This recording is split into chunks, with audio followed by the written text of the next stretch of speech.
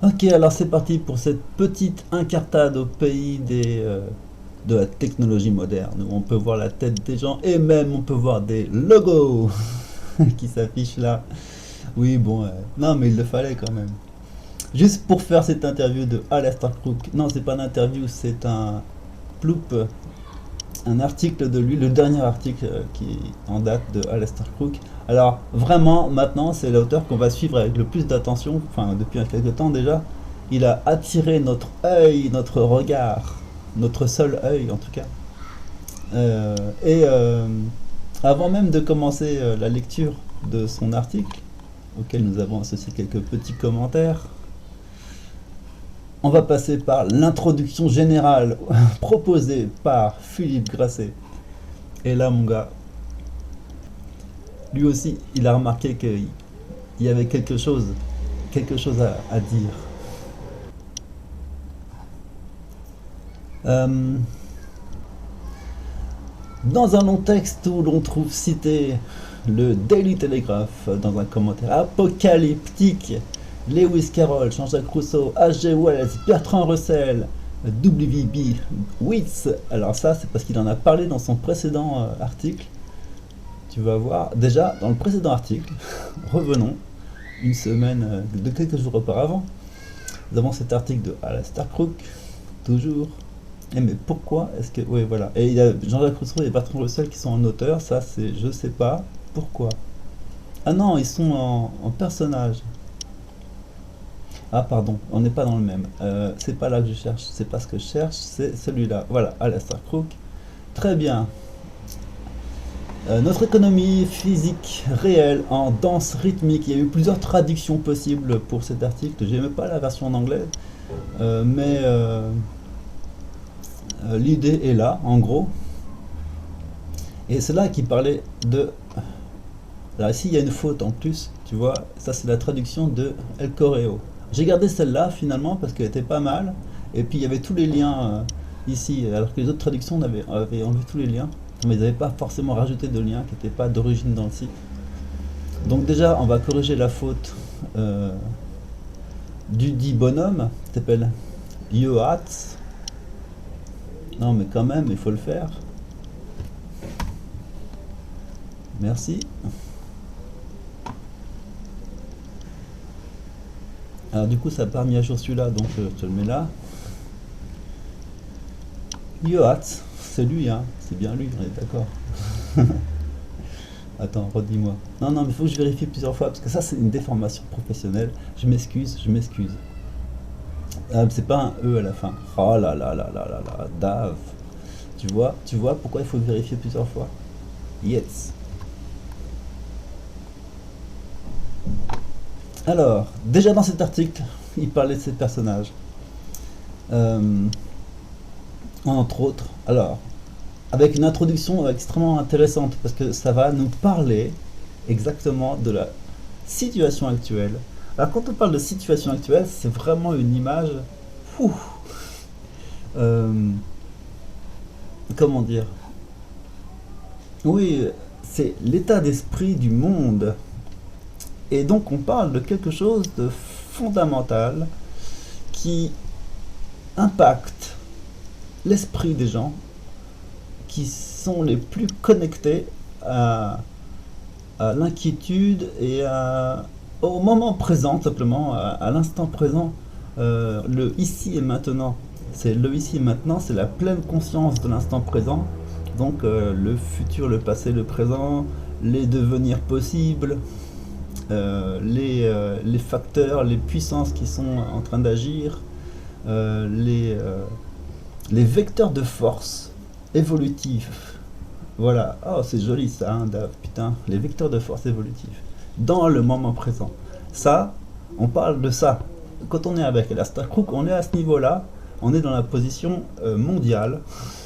La posture mondiale, c'est la posture où tu es en orbite autour de la Terre et tu vois l'ensemble du monde devant toi, d'une traite et d'un seul regard. Bon, allez, je suis parti un peu loin, mais c'est ça hein, quand même, il faut se mettre dans cet état d'esprit. Et donc, quand on parle de l'esprit de l'époque, eh ben, on parle de ça. Et tout d'un coup, et alors il nous sort des auteurs, forcément, il a une très grande culture, ce monsieur, que je ne connaissais pas du tout. On a Trail. Vous avez eu de la chance, j'ai fait un bon accent anglais sur ce coup-là. Ok, d'accord. Tiens, ben on peut aller voir. Introduction. Ah ben non, d'accord. C'est tout ce que tu as donné comme lien? Oh, mais t'es chi. Bon, d'accord. Il me sert à rien ce lien. On va recommencer depuis le début par WB Beats. Yeats, pardon. Alors, William Butler Yeats, prononcé Yeats, est un poète dramaturge irlandais. Attends, je te le mets directement là. D'accord. Né en 1865 au Royaume-Uni, fils du peintre, dernières œuvres apparaissent à une aspiré pardon, à une richesse romantique. C'est bien le romantique, c'est aussi très impact du présent et c'est très comment dire. Le romantique en fait, c'est le moment. J'ai réfléchi à ça hier quand je marchais dans la nature. C'est bien de marcher dans la nature, ça fait du bien, ça. Ça m'est apparu alors du coup.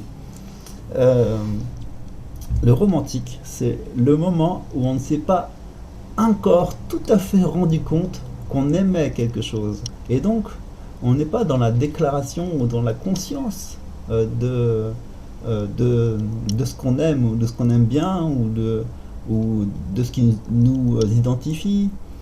Dans le romantique, c'est le moment où on a envie, on est un peu perturbé, on est attiré, on est... les idées reviennent souvent à l'esprit, c'est ça hein, qui se passe quand on tombe amoureux. La personne elle revient tout le temps dans la tête, mais tu n'arrêtes pas d'y penser, c'est incroyable. C'est le moment tu vois, où tu te dis oh, je vais faire quelque chose pour compenser cette obsession qui n'est pas normale.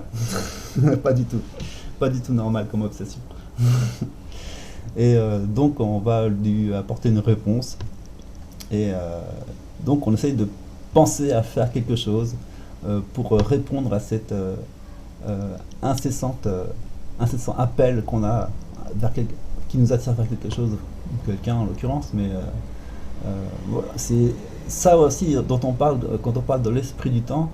On a des perspectives et des futurs possibles. On a donc des choses qui nous attirent et des choses qui nous repoussent aussi. Mais on est dans le romantique, c'est-à-dire on n'a pas déclaré officiellement ce qu'on veut, ce qu'on ne veut pas, mais on a une pulsion, une poussée intérieure vers une aspiration. Voilà. Donc bon, j'imagine que ça va être ça le lien qui va nous faire. Non, ça va pas être ça. Mais ça va être dans l'idée. Donc ces premières œuvres aspiraient à une richesse romantique. Donc ça c'est toujours aussi dans les premières œuvres, c'est toujours des jeunes auteurs qui sont dans le romantisme. Parce que ce sont des choses sur lesquelles ils peuvent disserter et s'exprimer. Ils ont besoin de le faire à un moment donné. Et une fois que tout ça c'est résolu, le romantisme, ça, ça devient figé avec des définitions, etc. On est vieux, quoi. Voilà, ce qui retrace son recueil publié en 1893, Crépuscule celtique, mais la quarantaine venant, inspiré par sa relation avec les poètes modernistes comme Ezra Pound, et en lien avec son implication avec le nationalisme irlandais. Alors c'est ce que je te dis, hein, le cœur se rigidifie avec l'âge. Il évolua vers un style moderne sans concession. Ouais, bah putain, j'ai bien compris ton esprit, hein, c'est bien. Vers la fin de sa vie, il se tourne vers le langage de l'ordinaire, contre un certain élitisme contemporain. Tiens, ça c'est bien, ça me plaît. Cherchant une écriture poétique qui soit aussi directe et naturelle que la conversation. Ça c'est bien, ça me plaît. Oh, dis donc, je découvre des gens intéressants quand même grâce à cet auteur. Mais oui, j'essaye aussi de faire ça, de relier le langage écrit, le langage oral. J'ai eu du mal à m'exprimer à l'oral longtemps, mais je m'exprimais très bien à l'écrit. J'ai essayé de le transposer à l'oral. Et ensuite, j'ai fait le chemin inverse. J'ai essayé de transposer à l'écrit la fluidité qu'on peut avoir à l'oral. Et c'est pour ça que souvent, on me voit m'exprimer de façon 9-2, yeah. Vraiment avec des termes de la rue. Parce que comme ça, déjà, euh, non, c'est plus naturel. Je peux pas expliquer tout ça, mais je sais en tout cas que ça repousse un peu les gens qui se disent ah ouais, mais finalement il n'est pas aussi intellectuel qu'on croit. Enfin, en premier abord, ça, ça me bloque des perspectives, en tout cas dans les contacts qu'on peut avoir avec des gens qui sont eux très sérieux, très intelligents, etc. Mais après, quand je leur sors ce que j'ai à leur dire, bon, hein, on verra. Alors donc revenons à Yates. Revenons à non d'abord lui je l'avais le lien direct, ok. Euh, donc j'ai perdu la page, super, bravo. Remets-moi ça, Yates. Pardon hein, les gars. On avait donc celui-là que je vais ouvrir dans une nouvelle page pour être tranquille. Le précédent article de Alistair Crowther. Ça commence à être long comme vidéo. Je voulais faire que 2 minutes, mais ah là, bah donc je te remets un logo, voilà. Dans cet article, d'abord, avant de commencer l'article, il fait la présentation des auteurs. Très intéressant. Trail, alors en premier. Alors d'abord, en tout premier, le poète. Alors c'est quoi déjà WB? J'ai oublié son prénom. William Butler Yeats. Merci, on apprend des choses. A souvent utilisé dans ses écrits de vieux termes folkloriques irlandais, trail et glamour. Donc définition de trail. Être sous l'emprise de quelque chose signifiait qu'une personne était totalement dominée par un magnétisme inexplicable émanant de son monde et sous l'emprise duquel elle était tombée. C'était, si on veut, être pris par un sort irrésistible, magique, exercé par une chose, un être ou une image, idée. On avait l'impression d'être rendu impuissant et de rester immobile dans une toile d'araignée comme en étant ensorcelé. C'est très relié à la mécanique du romantisme. Et c'est très parlant. En fait, là, je te fais le truc que lui, il n'a pas dit après dans l'article, mais je l'ai remarqué tout de suite. C'est le moment où, quand on est immergé dans une civilisation, sur un plan anthropologique, on ne peut pas avoir le recul suffisant pour pouvoir analyser de façon pragmatique et de façon dépassionnée les us et coutumes, comment dire, le système dans lequel on vit. Le système qui fait notre société est par essence quelque chose d'invisible, quasiment d'inconnu, d'indicible quasiment, ou en tout cas on peut en parler, on peut le décrire, on peut chercher à creuser la question, mais par essence, un système est quelque chose auquel on ne pense pas. C'est quelque chose qui est automatique. C'est comme ça que fonctionne la société. Et en fonction et en raison de ces règles, on agit comme on doit agir. Et on essaye d'agir bien. Et on essaye d'agir pour être bien vu, pour être accepté, pour donner du sens à sa vie et pour avoir le sentiment de servir à quelque chose dans la société vis-à-vis et par rapport à son système, à la façon dont il fonctionne. On n'aurait peut-être pas été la même personne dans un autre système. C'est pas une question qui nous apparaît. Mais quand on est en voyage anthropologique et qu'on découvre cette civilisation terrienne en venant de l'extérieur, on a donc déjà un recul extrêmement anthropologique, le même que ce qu'on peut avoir quand on était allé tout au début, le siècle dernier, à l'époque de cet auteur, visiter les Indiens d'Amérique, puisqu'ils s'appelaient comme ça. Il y en avait beaucoup de tribus en fait, et leur façon de fonctionner, leur société, leur culture, leur système, donc système de pensée, système de comment ils se comportent vis-à-vis de ce qui est de l'ordre de la religion, des croyances et des superstitions. Parce que ça, les croyances, religions, superstitions, c'est ce qu'il y a à la périphérie du système. C'est dès lors qu'on ne peut plus donner d'explication aux choses, dès lors que ça dépasse notre capacité de compréhension, on arrive dans les limites, comment ça s'appelle, les frontières du réel. Voilà, c'est ça. La frontière du réel, c'est la superstition, la croyance. On essaye de se demander quelle relation il peut y avoir avec ce qu'il y a encore après. Comment ça marche? Est-ce que c'est de la magie, hein, parce que on se dit si je me conduis bien, il m'arrivera des bonnes choses. Donc ça, c'est de la magie. Et on croit tous, au fond, hein, ce genre de magie. C'est la magie de l'équilibre de l'univers, l'équilibrium. Et on en arrivera de plus en plus à obtenir des certitudes scientifiques qui pourront nous montrer, déjà avec des statistiques et des choses assez probantes, on arrivera de plus en plus à trouver dans l'univers et dans ce qu'on ne connaît pas de l'univers, on arrivera à trouver des raisons à la morale et à la justice.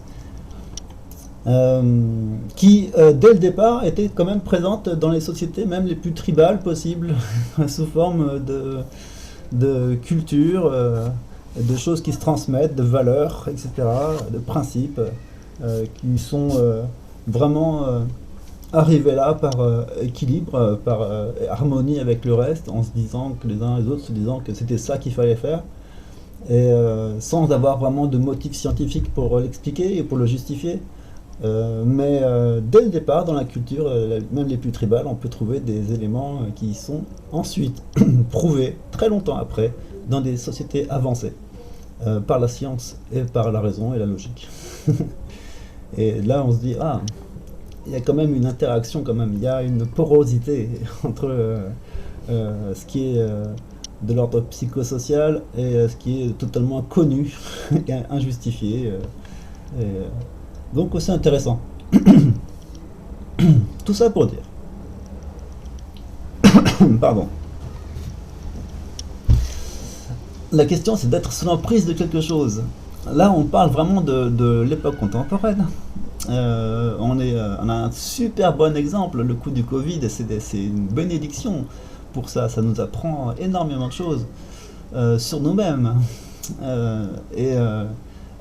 Dans la catégorie de être sous l'emprise de quelque chose, on a vu la panique générale, on va dire, on a vu le changement radical de comportement, ou en tout cas on a même vu des mauvais réflexes issus de temps anciens qui étaient révolus, des mauvais réflexes qui sont ressortis, comme la délation. On a pu voir la vraie nature des gens telle qu'elle avait pourri, sans qu'on s'en rende compte, en dessous de la couche superficielle des apparences de la vie en société normale, où on va travailler, on est digne si on a un boulot, etc. On s'indigne quand les politiciens disent des choses, font des choses, et tout ça, on est dans le superficiel, ça a donné même du politiquement correct.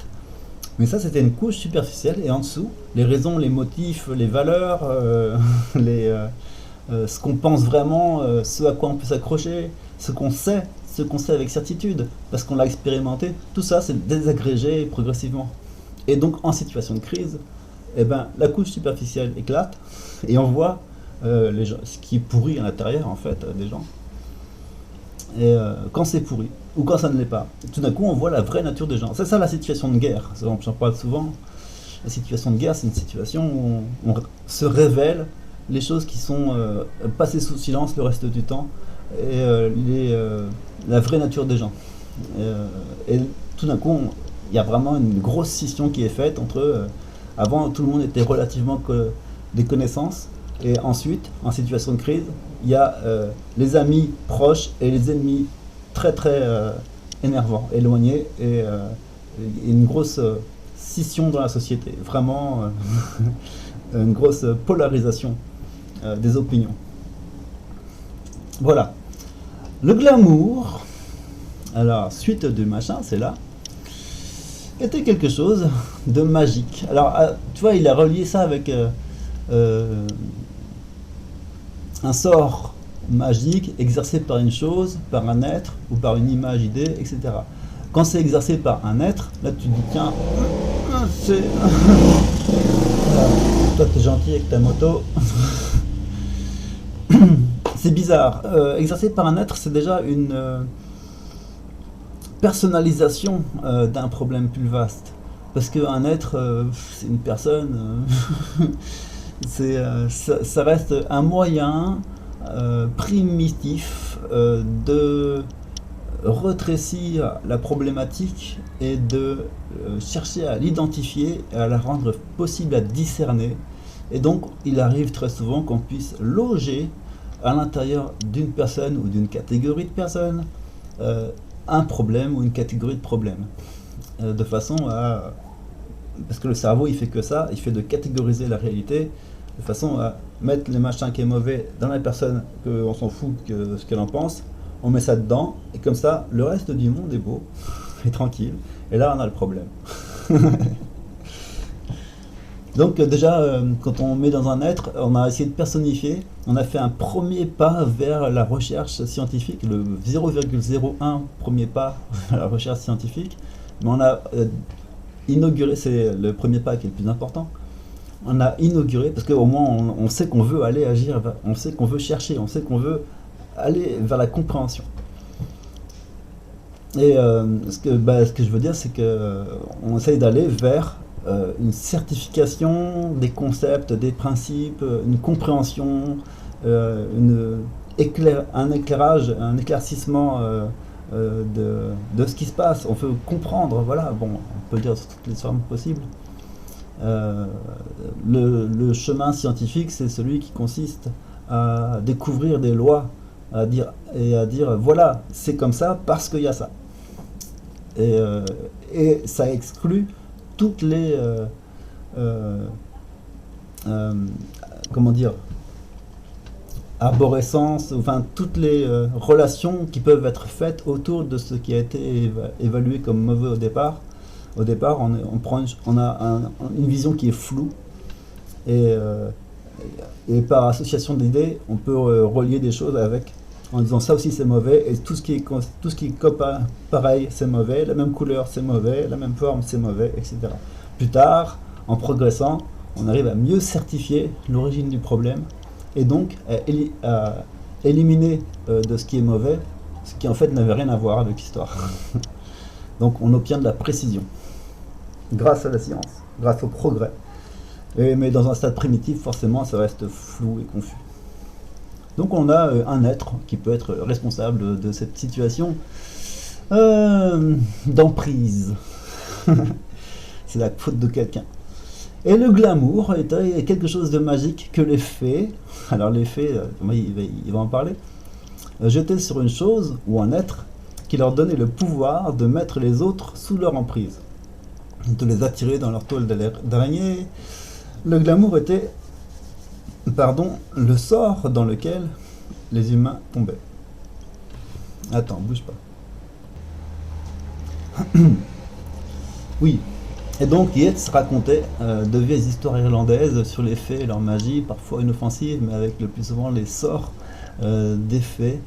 Enfin, voilà, le plus souvent le sort des fées était les forces qui menaient infailliblement ces victimes à leur tragédie. Nous n'avons peut-être pas affaire ici à des contes de fées en tant que tels, comme le disait Yeats, il m'a encore fait la faute. Néanmoins, dans un cadre différent, nous vivons ensorcelés par le sort d'aujourd'hui, même si la plupart le nient avec véhémence, évidemment. Ça, c'est sûr. Alors attends, bouge pas, je te fais un truc. Non, mais quand même, c'est pour dire. Oui, voilà, ok, très bien. Tu me dis quoi, toi, Yet? Non, mais sérieux. Ouais. Il y en a plusieurs comme ça, d'autres Yet? Parce que franchement, tu me fais chier. Yet. C'est le gars qui a fait la traduction. Voilà, j'étais sûr qu'il y en aurait d'autres. C'est pas sympa quand même. Merci. Non mais c'était pour dire. De rien. Ceci pour dire, aujourd'hui, l'Occident est prisonnier des images, idées-images, de la causalité mécaniste du financiarisme. Les économistes de Wall Street se penchent sur les entrailles des variables monétaires. Ils en sont venus à voir le monde à travers les lunettes mécanico-financières. Eux, ils ont leur fait. Et cet artifice, cependant, était toujours illusoire, donnant à son analyse, un faux sentiment d'empirisme et de certitude fondée sur les données. L'idée que la richesse réelle émergerait de la dette fiduciaire gonflée et que cette expansion de la dette n'avait pas de limite, que toute dette devait être honorée et que son dépassement ne pouvait être résolu que par davantage de dettes. Tout ça n'a jamais été crédible. C'était un conte de fées. C'était un conte de fées. Voilà. Donc voilà, sa question c'est le financiarisme, terme qu'il a fallu du coup inventer. Et le reste, vous pouvez le trouver tranquillement. Tiens, j'ai un Gail Tiveberg. Énonce une évidence, je vais lire en même temps que vous. La modernité est tributaire de combustibles fossiles dont la contribution énergétique dépasse de loin l'énergie dépensée pour leur extraction, leur transport, leur distribution effective. Passer rapidement d'une contribution énergétique nette élevée à une contribution marginale ou faible, au cours d'une période de croissance sous-optimale, n'a jamais été tenté auparavant. Le terme sous-optimal, il l'explique dans la suite. On ira voir. Hein. Nana. Voilà, dans Voici l'essentiel, il parle de sa théorie, c'est pas sa théorie, c'est ce qu'il a compris. Comment dire, poursuite infinie vers un point d'horizon qui est situé sur un tapis roulant qui roule en sens inverse. Avec l'histoire de l'inflation galopante qui est compensée par des solutions qui font galoper l'inflation. En gros,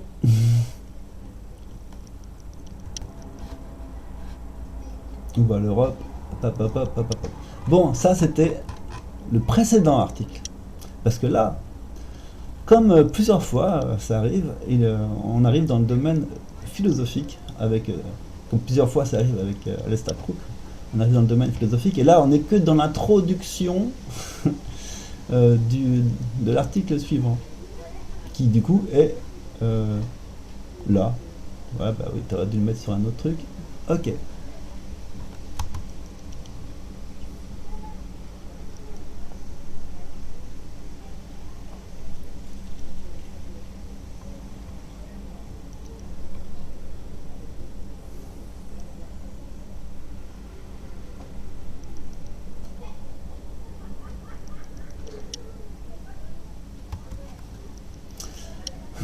L'excellent chroniqueur et formidable analyste Alistair Crooke dresse un tableau tragique de la situation de notre civilisation.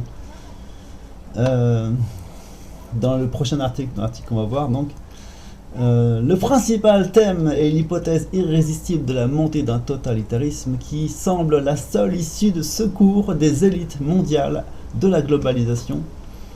Elite System, ça c'est un élément de langage de Philippe Grasset, de Dédé Fansa. Elite System plongé dans les effets de leurs erreurs sans nombre, comme produit catastrophique de leur détachement de la vérité du monde. Alors voilà. Tu veux de la philo, on va en avoir. Donc entre parenthèses, pour la vérité du monde, lui il a des termes aussi associés à ses nombreuses et lointaines réflexions. La vérité de situation, c'est déjà il en parle très souvent, mais c'est important parce que la vérité de situation, lui, il pourrait le dire mieux que nous. On devrait faire une interview là, tu peux mettre une petite vidéo. Philippe Grasset, est-ce que tu peux nous parler de la vérité de situation? On va faire ça, j'aimerais bien faire ça. La tragédie bouffe à l'échelle cosmique, mais bon, il parle aussi d'issue de secours dont on devrait vite convenir qu'il faut voir là comme une voie sans issue,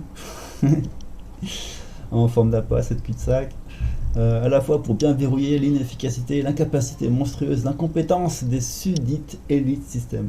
Là, dès qu'on parle d'incompétence, on parle de théorie H1. Dans ce qu'on va voir dans l'article de la Starkrook, la question de la théorie H1 est toujours toujours dominante, tandis que quand même cet article qu'on va voir nous donne des éléments qui sont textuellement ce que la théorie H2 dit. Donc tu vas voir, ça va être cool. La théorie H1, c'est incompétence. Ils font pas exprès, ils sont bêtes, ils sont emportés par le courant effréné du fleuve, du temps, qui veut que absolument avancer dans une seule direction. Ce qu'il y a, c'est que le courant éternel du temps qui veut absolument avancer dans une direction va dans une direction dirigée par la psychologie. Mais la réalité fait que le courant va aller plutôt prendre un petit virage, parce que ce qui est vérité de situation, ce qui est réel, ce qui est possible, ce qui est faisable, ce qui est logique, ce qui est intelligent, ce qui est évident, ce qui tombe sous le sens, ce qui est normal, ce qui devrait être fait, tout ça est dans une trajectoire différente de ce qui est l'équivalent de tout ceci dans la tête des gens. Ce qui croient qu'il est normal, ce qui croient qu'il devrait être fait, ce qui croient qu'on devrait aller, ce qui croient que... etc. Ce qui croient qu'il est logique, etc. Donc voilà, on a les deux chemins possibles, les deux chemins d'évolution. Il y a le chemin illusoire, issu de l'intellectualisation de la réalité, qui, elle, a un problème dans sa tête, un grave problème. Et l'autre chemin, le vrai chemin, celui de ce qui est normal, celui que la nature va faire prendre, et elle fait tout pour nous y amener quand même. Elle donne des signes, elle donne des directions, elle donne de l'espoir sur des situations inopportunes, enfin anodines plutôt.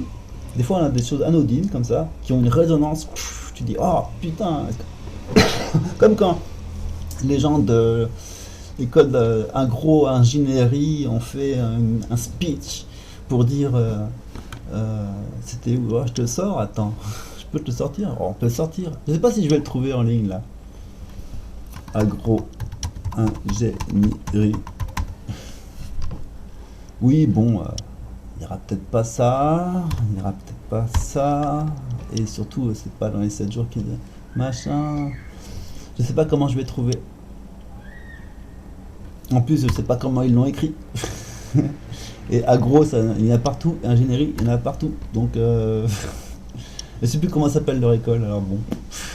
Ah, si, peut-être à démission. Oh, peut-être à démission, fais voir. Démission en tant que tag. Une vague de démission s'abat sur la France, ça c'est cool. Très diminué, le pape François. En Italie, ça démissionne. Source, machin, Draghi, Sri Lanka, il s'est barré. Ici, il est parti se cacher sous la table, comme moi quand je joue aux échecs. Les chefs des urgences démissionnent. Ah, il y a beaucoup de démissions. Accusé de un lobbyiste, ok. Johnson démissionne. Démission massive du personnel de la Maison Blanche. Castex, d'accord, bon ben, il n'est pas tagué. Ok, c'est pas grave. Mais en tout cas, vous savez de quoi je parle, vous l'avez tous vu, vous en avez tous entendu parler. On a ces jeunes qui ont dit, on a appris des choses sur l'agroalimentaire et on ne veut pas travailler pour des multinationales qui fabriquent de la merde, qui rend malade. Tout ça pourquoi? Pour avoir un goût de fraise. Mais tu rigoles. Et les mecs, ils se sont mis à plusieurs, ils ont fait merci pour le diplôme, mais ce sera sans nous. Hein. Et tout d'un coup, ce truc anodin, parce que c'est anodin, c'est 4 personnes, 5, 6. Tout d'un coup, ça a pris une résonance et ça a dit mais c'est ça, ils ont raison, c'est comme ça que se dessine le monde du futur. C'est là qu'on va. Et ça, cet événement a plus d'importance que beaucoup d'autres événements au niveau politique. Sur la guerre, etc., la stratégie, structure de sécurité, architecture de sécurité internationale, Ce sont des événements qui sont phénoménaux à l'échelle de l'humanité. Mais l'autre, le petit, anecdotique, il te met de la lumière, il te dit c'est par là qu'il faut aller. Alors bon, voilà. Ça c'est donc, on est toujours dans l'introduction de Mr. Grasset. Merci pour le clavier, c'était sympa. Quoi, tu veux que je te remette un logo? Allez, je te remets un logo. On est sur Newsnet, bienvenue.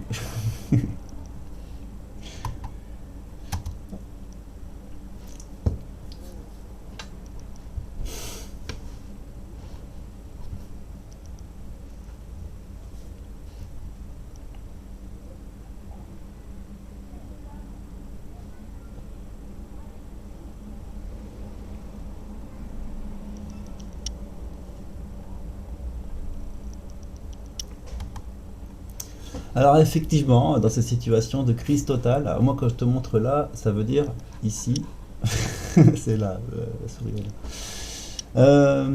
Oh, j'arrête de faire le mariole. Effectivement, dans ces situations de crise totale, l'évolution vers le totalitarisme semble la seule perspective. C'est le cas le cas s'est déjà produit dans l'histoire. Comme quoi la psychologie peut très bien prédominer sur la nécessité de la réalité. Au moins pendant un certain temps, mais ça tient pas longtemps, mais bon, ça fait de la casse. Mais sous une forme radicalement différente de ce qui se passe aujourd'hui. Jusqu'alors, les totalitarismes naissaient de l'attaque brutale d'un coup, d'une révolution, ou d'une accession d'apparence légale, mais de partis authentiquement révolutionnaires, et affichant leur volonté totalitariste. Ça faisait justement leur succès d'ailleurs. Dans tous les cas, le totalitarisme venait d'en dehors du système en place, mais si avec diverses complicités internes, bien sûr. Même si c'est quand même avec des... Mais bon, voilà.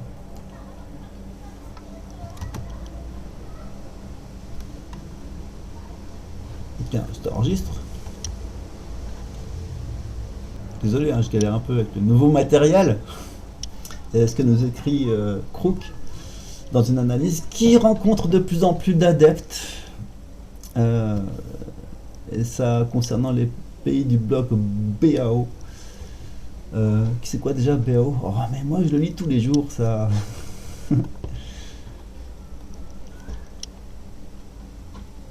Le bloc BAO. Voilà, il avait appelé ça le bloc américano-occidentaliste, américaniste occidentaliste. Et en fait, c'est ce que aujourd'hui, parce que lui, ça fait quand même un petit paquet d'années qu'il y est, mais c'est ce qu'aujourd'hui on appelle l'Occident collectif, de toute manière. Donc, traduction littérale, c'est ça. Donc, ce que nous décrit Alistair Crook dans une analyse qui rencontre de plus en plus d'adeptes, même parmi les gens de l'Occident collectif. C'est un régime qui se définit comme libéral, progressiste et démocratique, etc., dérivant nécessairement à grande vitesse en raison de la pression des événements extrêmement rapides, et donc vers un autoritarisme habillé de quelques douceurs et friandises, comme autoritarisme soft, etc. Je pense que même là, c'est capillotracté, il faut le dire. C'est bien capillotracté. C'est-à-dire que il est soft parce que on est encore dans une espèce d'hypocrisie où on ne dit pas vraiment les choses. Et tout le monde est comme ça. Donc on essaie toujours de ne pas brutaliser les gens pour pas qu'ils réagissent violemment. On considère toujours qu'ils peuvent être des bombes en puissance. Donc, d'autant plus que ce qu'on leur dit est véritablement violent. Et en même temps, les gens qui prononcent ces choses, ces phrases violentes, ces assertions, eux-mêmes ils ne voient pas d'autre chose à dire à ce moment-là. Ils leur bouche pas toute seule. Ils sont embrigadés dans un système. Et donc, du bout des lèvres, ils essayent de dire des choses extrêmement méchantes, genre t'es viré, crève. On adore ce que tu fais. C'est génial. Ah, mais hélas. C'est un exemple. Donc après, il se pense sur le fait que ça lui paraît une énigme, le fait que ce régime se prétende démocratique et libéral et qu'il soit l'inverse. Franchement, c'est pas suffisant comme réflexion là. Il y a, tout ce que j'ai dit avant peut apporter sûrement des voies de recherche. Et il y a encore beaucoup à dire, mais qu'est-ce qui fait qu'un régime qui se prétend démocratique et libéral soit l'inverse de ça? Et encore, libéral étant pris ici dans une acception positive, et la main invisible du marché, on a vu que ça marchait pas. Le capitalisme, on a vu que c'était pas la bonne idée. Voilà, les moyens de production, nanana, etc. Donc à la base, on a des concepts qui sont foireux. C'est même pas la peine de trop se prendre la tête avec ça. Simplement, on est dans une bonne conscience. Et donc, vouloir avoir bonne conscience, c'est un peu être dans l'illusion. Bon, ok. Bref, on est essentiellement dans les domaines de la communication, de la perception autorisée, de la manipulation des psychologies.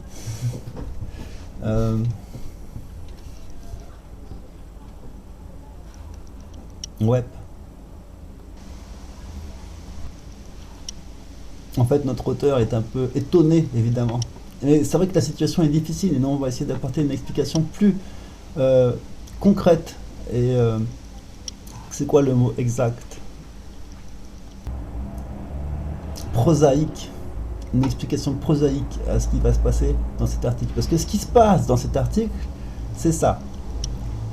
Là, ce qui est ici encadré, c'est ce que Alistair Crooke lui-même a cité dans son article. C'est pas ce que lui il a écrit, en prenant un élément d'un article du Wall Street Journal, apparemment, peut-être, c'était ça. Donc ça, je vais le lire après.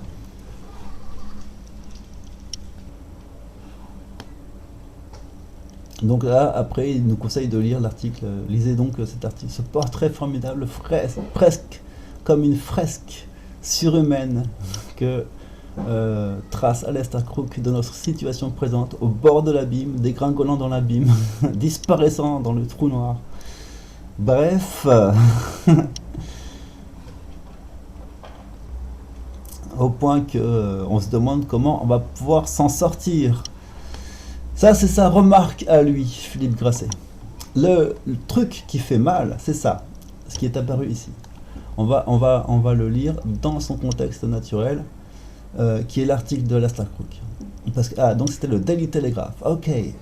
Voici, bonjour, je m'appelle Alistair Crooke. Cet article est tiré de la principale revue de l'establishment de l'anglosphère liée à l'état profond, le Daily Telegraph. Donc on a affaire à des professionnels de l'enfoirade. Et tout d'un coup, le mec, il explique ceci. C'est l'été avant la tempête. Ne vous y trompez pas. Avec les prix de l'énergie qui vont atteindre des sommets sans précédent, nous nous approchons de l'un des plus grands séismes géopolitiques depuis des décennies. Les convulsions qui vont s'en suivre seront probablement d'un ordre de grandeur bien supérieur à celles qui ont suivi le crash de 2008, qui a déclenché des protestations dont le point culminant a été le mouvement Occupy Wall Street et les printemps arabes. Alors bon, ok, le point culminant ça a été la faillite de Lehman Brothers, je te signale, du con. Occupy Wall Street c'était très gentil, mais ça a été vite réprimé. Les printemps arabes c'était des révolutions sous fausse bannière, des révolutions colorées, orchestrées par eux lui-même, là, le mec qui parle. En tout cas ses potes. Donc voilà, tant qu'on peut garder au maximum de sa narration, de sa narrative, on s'accroche autant qu'on peut aux branches. Hein, ça c'est juste pour dire. Mais déjà, on a un truc qui est frappant, c'est que cette assertion, attention, on va tous en chier grave. Ça, ce n'est pas du tout le discours habituel des médias mainstream. Les médias mainstream, ils ont besoin de dénoncer leur propre vision du monde, qui est totalement illusoire et absurde, effarante de nullité intellectuelle, déconnectée totalement de la réalité au niveau du sens des proportions, de l'importance des choses. Pour eux, il y a des choses qui ont énormément d'importance, qui sont super symboliques et qui sont névralgiques, alors que pour le reste du monde, on se demande ce qui leur arrive, quoi. Et en général, tout ça est donc complètement de la manipulade. C'est bien ce mot-là, la manipulade.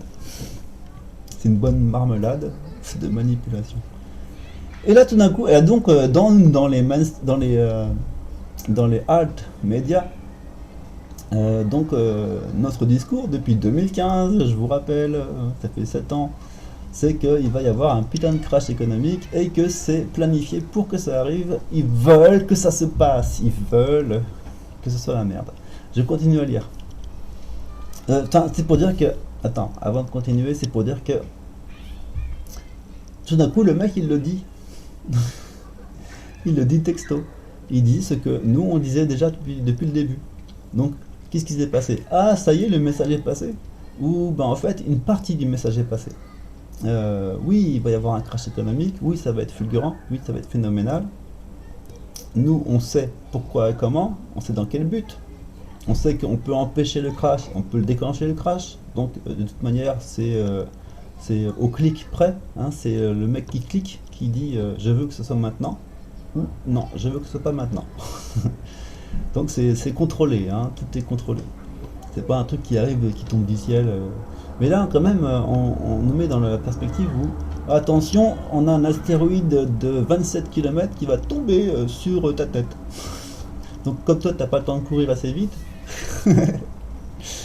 tu vas avoir du mal à t'en sortir. Donc là, il te dit déjà, tu vas morfler. C'est quand même étonnant, hein. Et il y a encore plein d'autres choses à dire, pardon, plein d'autres choses à dire sur cette première remarque. Alors, le carnage est déjà arrivé dans le monde en développement avec des coupures de courant.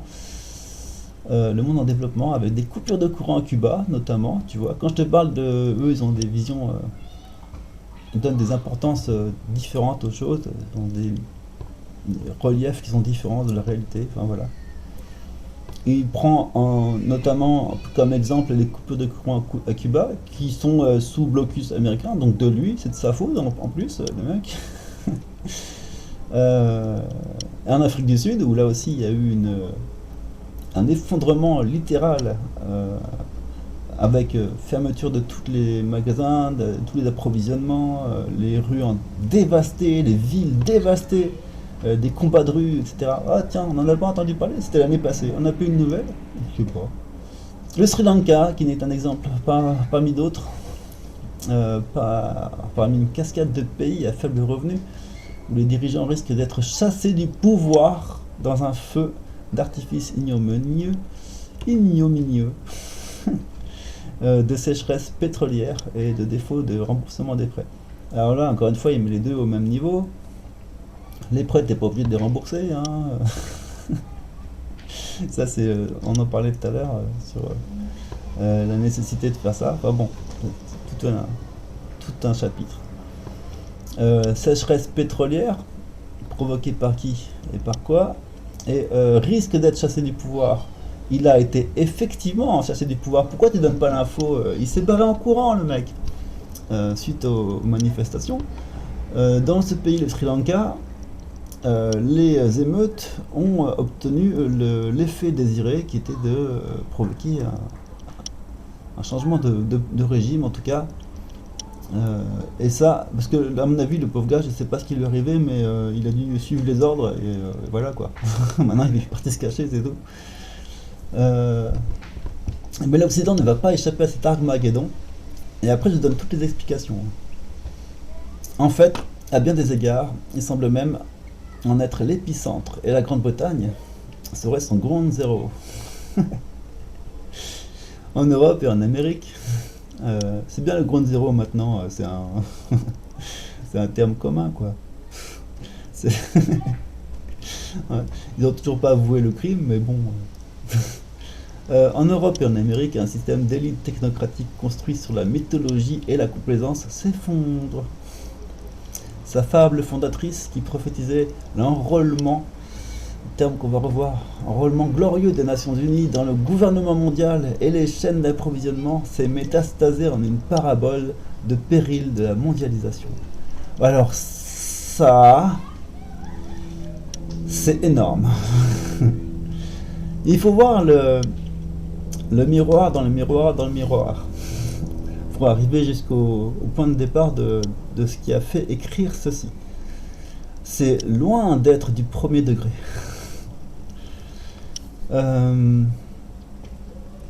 Quand ils veulent, ces gars-là, ils peuvent dire les choses presque mieux que n'ont pu le faire les meilleurs analystes intermédiatiques, on va dire, les alt-médias. Donc les meilleurs analystes du monde, en fait, parce que c'est là qu'ils sont. Ils font leur travail, les alt-médias, les analystes, dans un état d'esprit de « je pense pas moi-même, je réfléchis, je donne un nom aux choses, je conceptualise, ça m'apparaît plus clairement, autant le dire franchement, ta. Ok.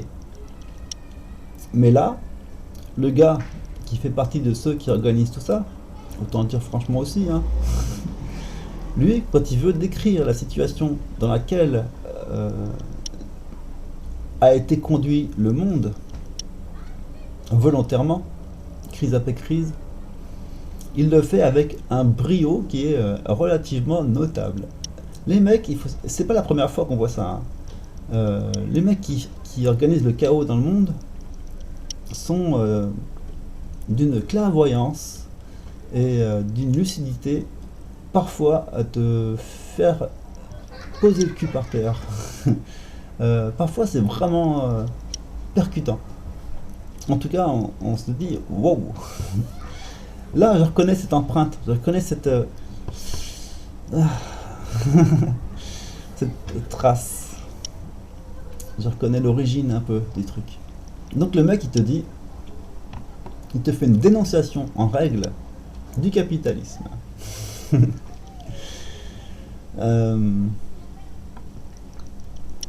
Un système d'élite technocratique construit sur la mythologie et la complaisance. Si tu prends ça au premier degré, c'est effectivement ce qui s'est passé, c'est effectivement une excellente et brillante analyse. Quand tu prends ça, il faut le prendre à tous les impairs degrés, donc pas au deuxième, parce que là, ça ne nous intéresse pas vraiment, je pense, je sais pas comment dire ça, mais au troisième degré, parce que on est quand même dans la personne qui s'auto-dénonce, ou en tout cas, je sais pas, j'ai pas non plus associé l'auteur de cet article que je connais pas, et l'auteur de ce journal que je connais pas. On s'est juste basé sur la principale revue de l'établissement de l'anglosphère, donc on sait que ce sont des gens qui ont la parole divine, c'est-à-dire qu'ils relaient ce qui doit être dit en raison de la stratégie du chaos qui est fomentée à un haut niveau, plus haut niveau que plus haut niveau, encore plus haut niveau, ça, encore plus haut, encore plus haut, au-dessus, tout au-dessus. On sait pas qui c'est les mecs. Donc, non mais vraiment il y a des gens qui ont cherché, ils n'ont pas trouvé. Mais d'où viennent les ordres?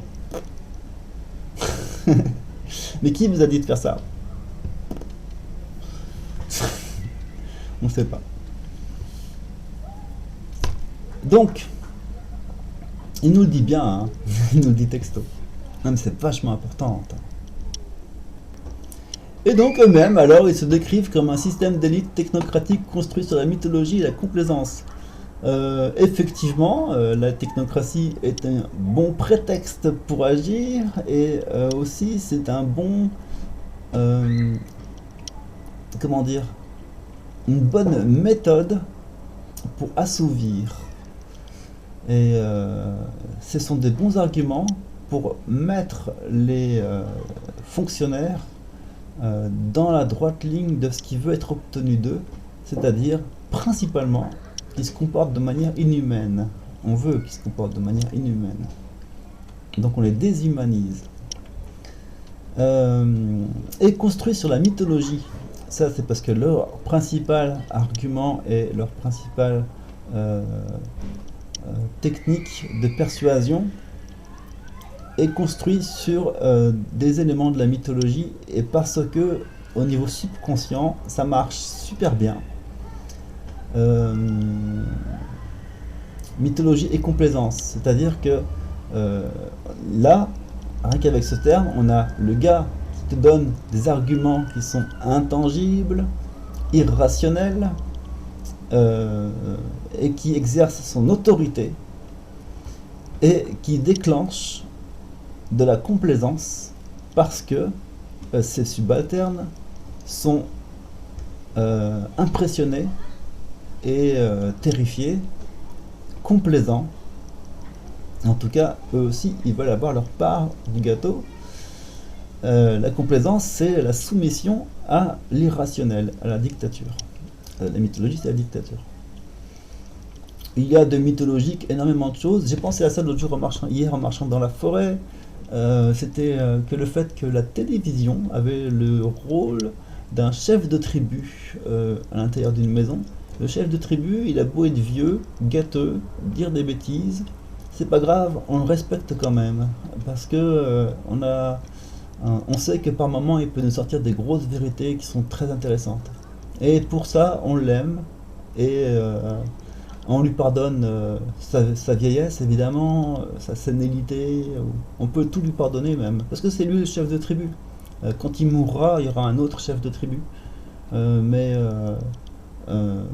On a le chef de tribu qu'on a. Et donc, la télévision joue ce rôle. Parce que je me posais la question de savoir quelle était la force de persuasion de la télévision pour pousser les gens à agir de façon aussi effarante, absurde, irrationnelle, sur le plan de la logique et de la science, anti-scientifique, pour les faire se comporter comme des robots.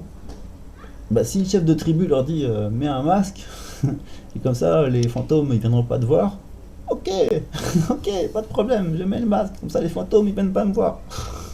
Pourquoi tu mets pas ton masque? Les fantômes ils vont te tomber dessus, toi. Donc bon, voilà, là on est donc dans un système d'élite technocratique. Mais attends, mais ça, mais tu vois, mais tu dois le mettre sur ton bureau en post-it, quoi. Parce que cette phrase, on est resté dessus 20 minutes, une bonne dizaine de minutes en gros, et c'est phénoménal, extrêmement bien dit, parfait, idéal, nickel, bravo, super. Sa fable fondatrice, on va poursuivre alors, qui prophétisait l'enrôlement glorieux des États-Unis, des États-nations dans le gouvernement mondial. Alors la fable fondatrice, le capitalisme, prophétisait, grâce à la main invisible du marché, le fait que ce sont toujours les meilleurs qui gagnent, parce que sinon c'est l'offre et la demande. Et si la demande elle est pas là, le truc qui est mauvais, personne ne va l'acheter, et donc ça marchera pas. Et les gens n'achètent que ce qui est bien, parce qu'ils sont intelligents. Donc on a une fable qui fait que si tout le monde agit correctement, l'ensemble du monde marche bien, naturellement, sans qu'on ait à se soucier des questions de relations entre les échelles, des questions d'engrenage culturel, ou des questions d'influence, ou non, donc tout va s'aligner tout seul très bien, il n'y a pas de problème, il n'y a pas besoin de réfléchir, pas besoin de faire d'études, ça ne sert à rien la sociologie en fait. Et donc, anthropologie ça sert à rien, la science ça sert à rien. T'as le marché, il fait tout, tout seul. Donc voilà, la fable fondatrice qui prophétisait l'enrôlement glorieux des Nations Unies dans un gouvernement mondial. Donc ça veut dire, en traduction, passage d'une petite échelle à une grande échelle sans aucun heurt, de façon naturelle et fluide. Et les chaînes d'approvisionnement, donc elles aussi qui sont prévues pour être en temps réel, ou en tout cas en continu, donc pas besoin de faire des stocks, etc. Ça c'était prophétisé. Et ça s'est métastasé en une parabole de péril de la mondialisation. C'est-à-dire que tout d'un coup, il y a des faits liés à la réalité qui ont eu de plus en plus d'impact, au point qu'ils sont devenus visibles. Quand ils deviennent visibles, c'est déjà trop tard. C'est comme quand on a soif. quand on a soif, c'est déjà trop tard. C'est qu'on n'est pas assez, c'est qu'on est déshydraté. Là, c'est déjà mon cas, hein, d'ailleurs. Tiens, je vais faire une petite pause pour boire un petit verre quand j'aurai fini. Euh, mais quand un phénomène, quand un effet apparaît, le déclenchement de cet effet a eu lieu bien avant qu'on s'en rende compte. Et à partir du moment où il apparaît, c'est en contradiction avec ce qui est cru, ce qui est compris. Donc c'est le moment où tu lèves un sourcil, tu fais, tiens, il y a un problème, il y aura un problème, alors que tu es déjà presque foutu. Euh, et donc ça s'est métastasé. Le terme de métastasé, lui, il est hypocrite parce que c'est pas exactement comme ça. Mais en tout cas, dans l'esprit des gens, tout d'un coup, il y a quelque chose, voilà, un cancer qui s'est répliqué, qui a commencé à devenir général, et quelque chose de mauvais à l'intérieur de la bulle de croyance de la réalité. La bulle de croyance idéale, idéalisée de la réalité. Tout d'un coup, elle a été perturbée par la réalité, justement, qui, qui est là pour nous enseigner des choses complexes. Parce qu'on est là quand même pour faire des choses complexes, on n'est pas là pour vivre simplement. Enfin, je dis ça. On est là pour vivre simplement, tranquillement. Mais on a un cerveau. Il est fait pour se servir à quelque chose. Et ce serait dommage de s'arrêter de réfléchir à un moment donné dans sa vie, ou d'arrêter de chercher à comprendre, d'arrêter de progresser. Le but, c'est quand même d'avancer. Et donc, on a besoin de faire des progrès. Et donc, on a besoin de réfléchir et d'affronter la complexité. Alors, bon. Cette fois, les élites ne peuvent pas se soustraire à la responsabilité des conséquences de leurs erreurs fatales. Et pour dire les choses simplement, le roi est nu. L'établissement n'a eu simplement pas de message pour les électeurs face aux difficultés. Ils ne savaient pas quoi dire. La seule vision de l'avenir qu'ils peuvent évoquer est celle du net zéro. Alors là, le mec, il va nous faire une référence à un truc que lui seul connaît, je sais pas, le net zéro. Un programme dystopique qui porte à de nouveaux sommets politiques sacrificiels, de l'austérité et la financiarisation de l'économie mondiale. Donc c'est ça le net zéro, un programme dystopique qui est riche, qui fait, qui porte au sommet. Bon, ok, d'accord. La politique sacrificielle de l'austérité et de la financiarisation de l'économie mondiale. C'est-à-dire, c'est le tout pour le tout. Bon, ça c'est moi qui résume trop vite. Mais on a compris l'idée, c'est bien. Ça veut dire que en appliquant la technique de la financiarisation ad nauseum, n'ayant que ça comme solution, ceci étant la base du problème, voilà, c'est totalement dystopique comme perspective d'avenir. Et c'est tout ce qu'ils ont à proposer. Ils n'ont pas d'autre idée. Mais il s'agit d'un programme parfaitement logique pour une élite qui n'est plus en phase avec le monde réel. Non mais vraiment, il travaille vraiment dans ce journal, le mec qui dit ça, parce qu'il a raison. C'est totalement vrai. C'est ça. C'est absolument totalement vrai. Ils sont hors sol, comme je le dis souvent. Et voilà, en tout cas, la figure du truc. La question. Ceci est l'hypothèse H1 qui est décrite ici. Ils sont hors sol, ils font comme d'hab, ils comprennent pas, ils captent pas la réalité, et pourtant elle leur dévore les pieds, et puis les genoux, et puis ça commence à monter. Le crocodile est en train de les grignoter, et ils n'auront pas de certitude tant qu'ils ne le verront pas de leurs yeux, c'est-à-dire que le crocodile aura fini de monter jusqu'à la tête. En gros, hein. Bon, théorie H1, ils sont bêtes. Ils font pas exprès. C'est une berlue collective, une folie totale. Voilà l'hypothèse H1. L'hypothèse H2, que donc j'ai un petit peu développé entre les lignes ici, c'est le moment où je dis mais le mec qui parle là, il sait ces choses, il ne les a pas dites avant, il a fait d'autres articles, j'irai voir, je sais pas. Il fait partie d'un journal qui est en connexion directe avec les gens qui font ça et qui manipulent la psychologie des gens de façon à les conduire à accepter toutes les décisions qui seront prises sous l'égide de ce système. En fait, les journaux sont la voix du système. Les journaux médias, main médias, sont la voix du système. Ils te disent comment il faut être pour que on vive en harmonie avec le système qui est bon. Le système est bon par défaut. Le système, on n'y pense pas. Le système, il est invisible. Le système, il nous porte. C'est le bateau, le système. On ne crache pas dans la soupe. On ne perce pas le bateau. On ne critique pas le bateau. On rame sur le bateau. C'est tout. Et voilà. Le journal, c'est son travail de dire ça aux gens. Souquet. Il devrait s'appeler Souquet Magazine. Et tout d'un coup, le mec, il vient te dire exactement ce que toutes les critiques qui sont qui veulent pas ramer ou qui en ont marre de ramer ou qui sont malades du bateau et qui commencent à se poser des questions du coup. Et mais ça sert à quoi de ramer? On va où là? On n'arrête pas de tourner en rond, tu vois bien, c'est stupide. En plus, le bateau, il est tout pourri, il coule à moitié. Donc les mecs, ils émettent des critiques. Enfin, en plus, ils sont autoritaires. Les mecs, on peut rien leur dire. Et tout d'un coup, t'as le chef du bateau qui arrive qui dit bon, voilà, le bateau coule, vous ramez pour rien, on tourne en rond. Et on fait pas exprès et on va continuer. Hein?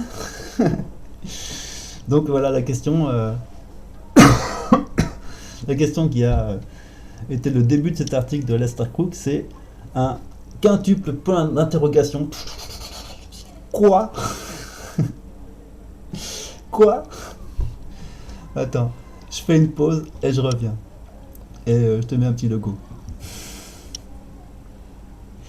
Oui, merci pour le logo. À tout de suite.